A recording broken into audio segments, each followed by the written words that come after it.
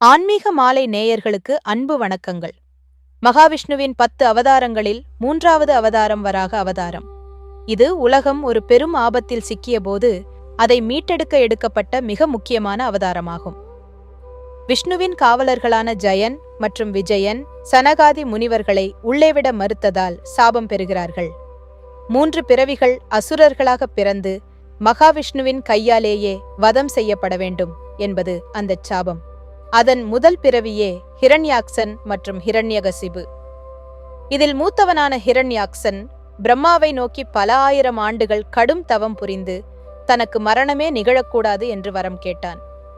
தேவர்கள், மனிதர்கள், அறியப்பட்ட விலங்குகள் எவராலும் தனக்கு அழிவு வரக்கூடாது என்று பட்டியலிட்டான்.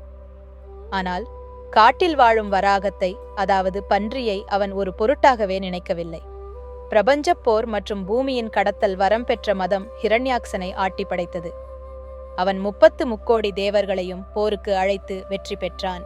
இந்த உலகத்தையே நடுங்கச் செய்ய நினைத்த அவன் அனைத்து உயிர்களுக்கும் ஆதாரமான பூமி தேவியை ஒரு பாய் போலச் சுருட்டி பிரபஞ்சக் கடலின் ஆழமான பாதாள உலகத்திற்கு ரசாதல லோகம் கடத்திச் சென்று ஒளித்து வைத்தான். நிலப்பரப்பு இல்லாததால் பிரபஞ்சத்தின் சமநிலை குலைந்தது. உயிர்கள் அனைத்தும் அழியும் நிலைக்கு தள்ளப்பட்டன. படைப்புக் கடவுளான பிரம்மா கவலையில் ஆழ்ந்தார். அப்போது அவரது மூக்கிலிருந்து ஒரு சிறிய கட்டைவிரல் அளவில் ஒரு குட்டி பன்றி தானாக தோன்றியது. அனைவரும் ஆச்சரியத்துடன் பார்த்து கொண்டிருக்கும் போதே அந்த வராகம் நொடிக்கு நொடி வளர்ந்து வானுயர நின்றது. அதன் கண்கள் சூரியனைப் போல பிரகாசித்தன. அதன் உடல் மலைகளைப் போல திண்மையாக இருந்தது. அதன் கர்ஜனை அண்ட சராசரங்களையும் அதிரச் செய்தது. அது வேறு யாருமல்ல, சாட்சாத் மகாவிஷ்ணுவே எடுத்த வராக அவதாரம். வராக மூர்த்தி கடலுக்குள் குதித்தார். அவரது வேகம் கடலின் நீரை பிளந்தது. பாதாள உலகத்தில் பூமி தேவி அசுரனின் பிடியில் நடுங்கிக் கொண்டிருப்பதைக் கண்டார். அப்போது ஹிரண்யாக்சன் அவரை வழிமறித்து, "யார் நீ? என் பிடியில் இருக்கும் பூமியை மீட்க உனக்கு எவ்வளவு தைரியம்?" என்று ஏளனம் செய்தான்.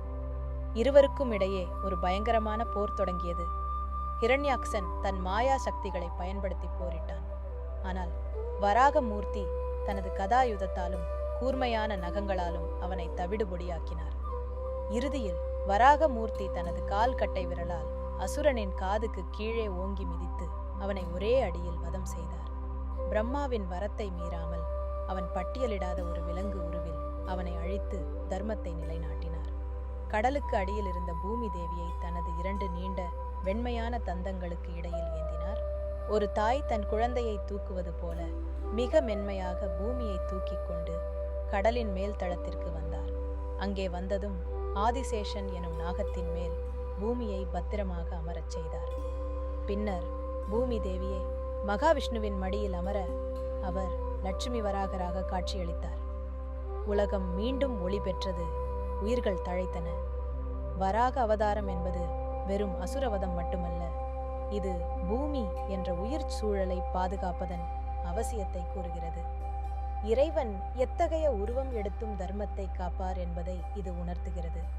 நம் வாழ்வில் வரும் பெரிய கவலைகளும் தடைகளும் அசுரனை போன்றவை.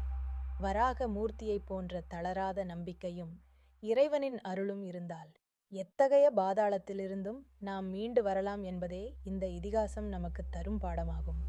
நேயர்களுக்கு ஒரு கேள்வி: மகாவிஷ்ணுவின் 10 அவதாரங்களில் உங்களுக்கு மிகவும் பிடித்த அல்லது உங்களை வியக்க வைத்த அவதாரம் எது? ஏன்? கமெண்ட் பாக்ஸில் பதிவிடுங்கள். எங்களது பதிவு உங்களுக்கு பிடித்திருந்தால் மறக்காமல் லைக் மற்றும் ஷேர் செய்யுங்கள். இது போன்ற பல பயனுள்ள தகவல்களை தெரிந்து கொள்ள எங்களது சேனலை சப்ஸ்கிரைப் செய்து இணைந்திருங்கள். தங்களின் ஆதரவுக்கு மிக்க நன்றி.